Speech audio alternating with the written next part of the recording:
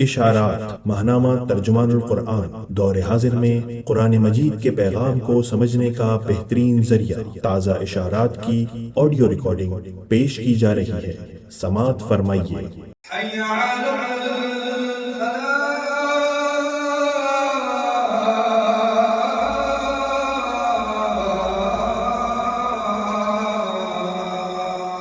بسم اللہ الرحمن الرحیم۔ اشارات، موضوع یوم آزادی اور چند سوال، تحریر سلیم منصور خالد، ماہنامہ عالمی ترجمان القرآن، اگست 2026۔ انسانی زندگی میں دن اور رات کے آنے جانے کا سفر جاری ہے۔ یہ سفر ازل سے جاری خیر و شر کی کشمکش کے بارے میں انسانوں کے رویے کی بنیاد پر ان کے آج اور مستقبل کی تشکیل کرتا ہے۔ اسی طرح قوموں کی زندگی میں بھی سال اور عشرے آتے ہیں اور ان کے حال و مستقبل پر گہرے نقوش چھوڑتے چلے جاتے ہیں۔ قومی دن یا یوم آزادی ایک علامت کے طور پر آزادی حاصل کرنے والے ملکوں میں ہر سال آتا ہے۔ اس کی حیثیت تشکر و اطمینان کے ساتھ گزرے وقتوں اور برسوں کے جائزے و تجزیے اور قومی آڈٹ کی ہوتی ہے، اور ضرور ایسا ہی کیا جانا چاہیے۔ خاص طور پر پاکستان کے لیے تو یوم آزادی بڑی ذمہ داریوں کی یاد دہانی اور تجدید عہد کا پیغام لے کر آتا ہے، لیکن افسوس کہ ان ذمہ داریوں کے احساس اور سود و زیاں کی فکر کے بجائے یہ یوم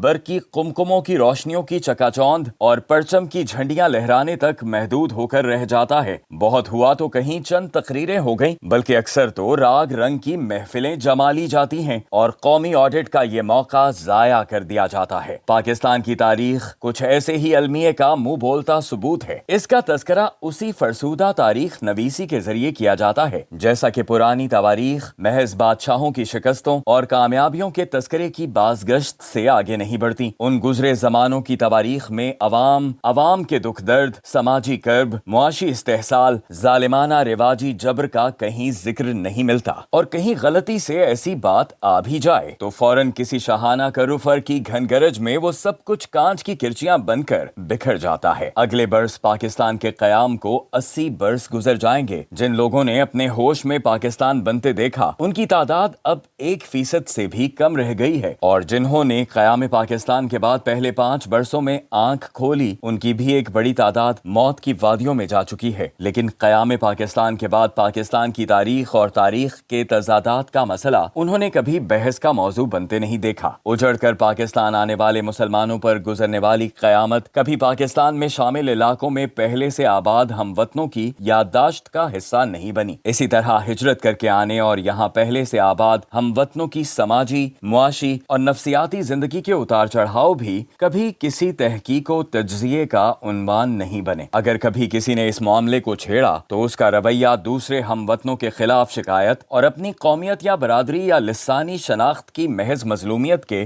واویلے تک محدود رہا۔ اس طرح نہ یہاں پر آباد ہونے والوں اور ان کی نسلوں میں تشکر کا جذبہ پیدا ہوا، اور نہ یہاں پر پہلے سے آباد لوگوں اور ان کی نسلوں میں کبھی احساس تشکر جڑ پکڑ سکا۔ پاکستان بننے کے چند سال بعد ہی سے غلط ترجیحات اور ناقص پالیسیوں کے زیر اثر محض مر گئے، لٹ گئے، اجڑ گئے کی تکرار سنائی دینے لگی۔ اسی طرح ماضی کی فرسودہ تاریخ گوئی کی روایت کے مطابق پاکستان میں بھی یہ سوال اور جواب ازبر ہوتے چلے گئے ہیں کہ فلاں کے بعد فلاں حاکم بنا اور فلاں نے سازش اور جوڑ توڑ کر کے فلاں کو چلتا کیا۔ ان تذکروں کو بڑی کامیابی سے حکومت، صحافت اور درسگاہ نے قبول کر کے تاریخ پاکستان کا نام دے دیا، حالانکہ یہ تاریخ پاکستان نہیں، تاریخی پاکستان کے مختلف موڑ تھے جن میں نہ عوام کا رنج و کرب شامل تھا اور نہ ان کی حصے داری کی کوئی ایک سطر موجود تھی۔ بلا شبہ پاکستان نے شدید ترین بحرانوں میں اور بدترین خطرات کے طوفانوں میں اپنے سفر کا آغاز کیا۔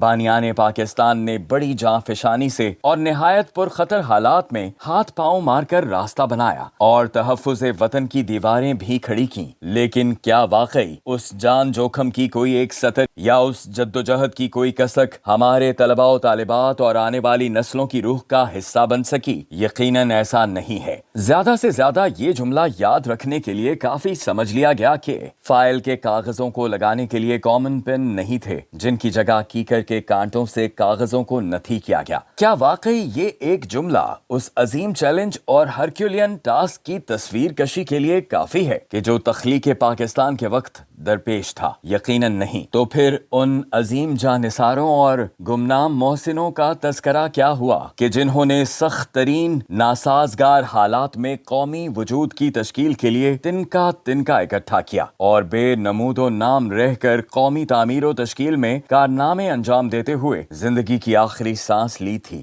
ہماری آنے والی نسلوں کو نہیں بتایا جاتا کہ 1947 سے 1956 تک اور پھر 1956 سے 1973 تک پاکستان کیوں بے دستور رہا، پھر 1977 سے 1988 تک اور 1999 سے 2008 تک دستور کا کیا تماشا بنایا گیا۔ آج تک دستور کے ساتھ یہ تماشا ایک سلسلہ جاریہ کی صورت میں مسلسل جاری ہے۔ پھر 2022 سے 2026 کے دوران دستور کو صرف غیر سیاسی عناصر نے ہی نہیں بلکہ خود پارلیمنٹ میں بیٹھنے والے سیاسی ہاتھوں کے ذریعے اور صرف پاور انٹرسٹ گروپوں کے ذریعے ہی نہیں بلکہ خود اعلیٰ عدالتی افسروں کے ذریعے بھی دستوری بے توقیری کا سیاہ پرچم بلند سے بلند تر کیا جا رہا ہے، اور یہ کیوں کیا جا رہا ہے یہ نہیں بتایا جاتا۔ ہماری تاریخ میں بلا شبہ یہ ابواب قابل تشکر ہیں کہ 1965 اور 2025 کی جنگوں کے دوران پاکستان کی بہادر مسلح افواج نے قابل فخر کارنامے انجام دیے، لیکن اس کے ساتھ یہ باب کیوں ہماری یادداشت سے گم کر دیا گیا ہے کہ 1971 کا المیہ کیوں اور کیسے رونما ہوا؟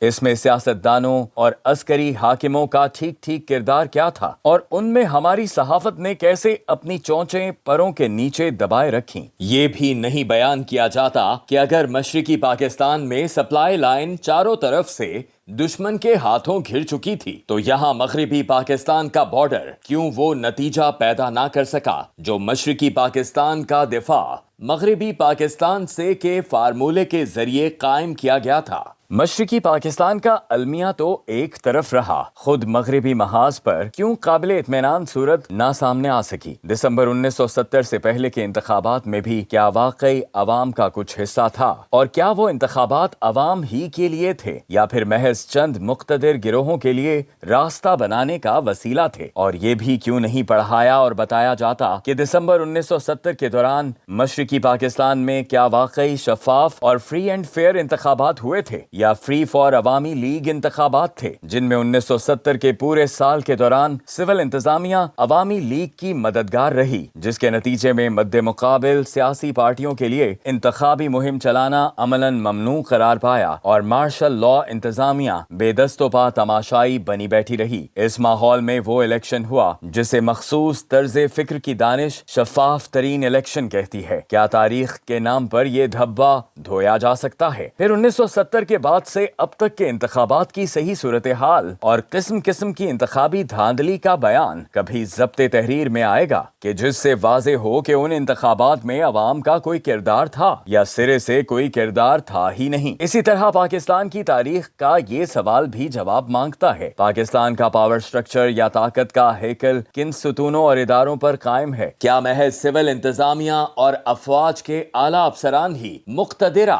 یا پاور سٹرکچر کی چھت ہیں، یا پھر ان کے شریک کاروں میں سیاسی لیڈر، برادریوں کے کرتا دھرتا، نواب، وڈیرے، سردار اور پیر حضرات بھی برابر کے حصے دار ہیں؟ یہی نہیں بلکہ کیا یہ امر واقعہ نہیں ہے کہ اس پاور سٹرکچر کی دو اہم طاقتیں اعلیٰ عدلیہ کے اکثر ارکان اور صحافت و ذرائع ابلاغ کے نام پر رائے عام کو موم کی ناک کی طرح موڑنے والے سیٹھ حضرات بھی ہیں؟ اور اس سارے گھن چکر کا عوام اور عوام کے دکھ درد سے کیا تعلق واسطہ ہے؟ حالانکہ مذکورہ بالا طبقوں کے کرتا دھرتا تو اپنے محفوظ گھر یہاں بھی رکھتے ہیں اور باہر بھی، لیکن جن کے وسائل اور جن کی گردنوں پر سوار ہو کر وہ حکمرانی کا لطف اٹھاتے ہیں، وہ بے زبان اس سارے ہنگامے کے حاشیے پہ بھی نظر نہیں آتے۔ کسی بھی ملک کی قسمت کا ستارہ تو امن، انصاف اور نظم و ضبط سے چمکتا ہے، لیکن پاکستان میں اس کے ساتھ اسلام کا حوالہ بطور کمٹمنٹ لازم ہے۔ وجہ یہ ہے کہ تحریک پاکستان کے دوران یہی بتایا گیا تھا، یہ ملک اسلامی تہذیب و تمدن اور اسلامی قانون و معاشرت کے نفاذ کے لیے حاصل کیا جا رہا ہے۔ تب کسی نے یہ نہیں کہا تھا کہ پاکستان چند گھرانوں، چنیدہ افسروں اور جائز یا ناجائز دولت کے زور پر سیاست و قیادت کا کھیل کھیلنے والوں کے لیے بنایا جا رہا رہا ہے۔ اگر یہ منصوبہ پیش کیا جاتا تو یقیناً ان لوگوں کے رشتہ داروں اور خاندانی ملازموں کے سوا کوئی فرد اس مقصد کے لیے نہ ووٹ دیتا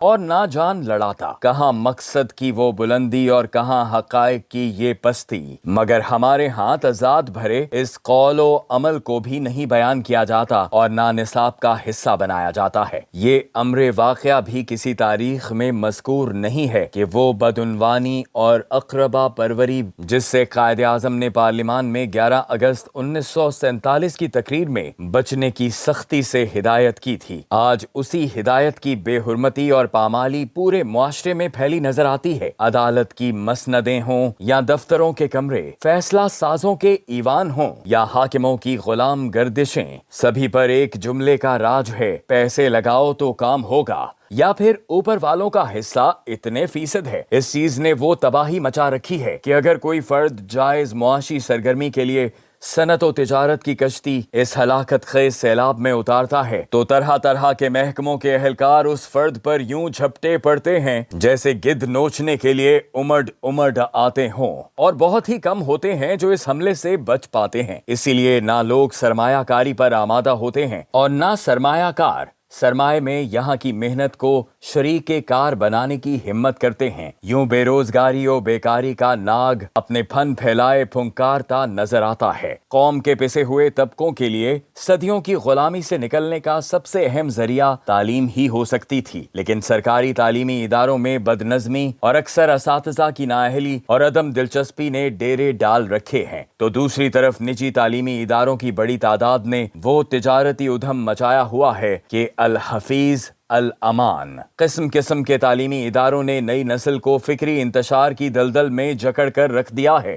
والدین مجبور ہیں کہ پرائیویٹ ٹیوشنز بھی پڑھوائیں اور بڑی بڑی فیسیں بھی دیں۔ اس مقصد کے لیے وہ دوہری ملازمتیں کرتے اور اپنے اثاثے بیچتے ہیں، مگر اس سب کے باوجود سرنگ کے آخر میں زیادہ تر اندھیرا ہی نظر آتا ہے۔ یہی وجہ ہے کہ آج پاکستان کے تعلیمی اداروں میں بچوں کی تعداد کم ہو رہی ہے اور اعلیٰ تعلیمی اداروں میں تو خطرناک حد تک داخلے کم ہوتے جا رہے ہیں۔ یونیورسٹیاں 4 مرتبہ اشتہار دے کر طالب علموں کو داخلے کی دعوت دیتی ہیں، لیکن اس کے باوجود داخلے پورے نہیں ہوتے۔ انجام کار یہ نوخیز بچے مایوسی، نشے اور غلط ہاتھوں کا شکار ہو رہے ہیں۔ دنیا بھر میں ریل ایک سستا، محفوظ اور قابل اعتماد ذریعہ سفر ہے۔ قیام پاکستان کے بعد یوں محسوس ہوتا ہے کہ ریل کے نظام میں بہتری لانے کے بجائے اس کی تباہی کا منظم سامان کیا گیا۔ صدر ایوب خان کے زمانے میں 1967 کے دوران خانیوال سے لاہور تک بجلی سے چلنے والے انجنوں کا نظام قائم کیا گیا، جو 1987 آتے آتے اجڑ گیا۔ برقی رو دوڑانے والی تانبے کی تاریں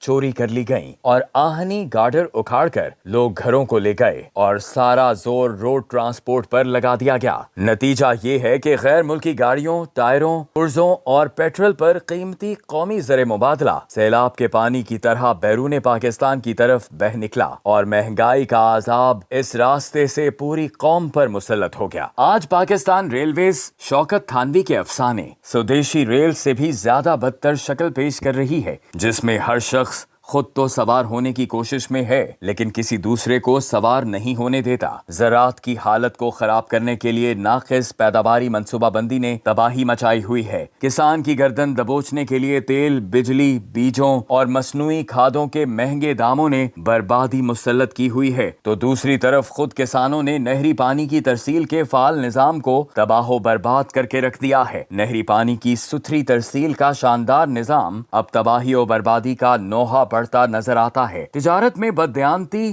بیرون ملک بدنامی در حقیقت عالمی منڈیوں میں پاکستان کی ساکھ کو تباہ کرنے اور امکانات کی دنیا کو محدود کرنے کا ذریعہ بنی، لیکن مجال ہے کہ قانون سازوں اور حکمرانوں نے ایسے تاجروں سے باز پرس کا کوئی تادیبی نظام قائم کیا ہو۔ اس تحریر میں عوام کو نظر انداز کرنے کی بات بتکرار کی گئی ہے، لیکن خود عوام بھی اس ظلم کے کئی پہلوؤں سے ذمہ دار ہیں، جس کے چند مظاہر یہ ہیں: اپنے حال اور مستقبل سے لا تعلقی، انتخابات کو ایک سنجیدہ علیحدہ عمل سمجھنے کے بجائے ایک شغل کے طور پر لینا، ووٹ کی قوت کو برادری، رنگ، نسل اور عصبیت کی بھینٹ چڑھانے کا شوق پالنا، شرافت کو محض دیکھنے کی چیز قرار دینا اور بدماشی، خیانت اور بدکرداری کو حکمرانی کی صلاحیت بیان کرنا، عوام کے اندر پائے جانے والے یہ تضادات اخلاقی شکست، دینی گمراہی اور مثبت دنیاوی قدروں کے قحط کے نشانات ہیں۔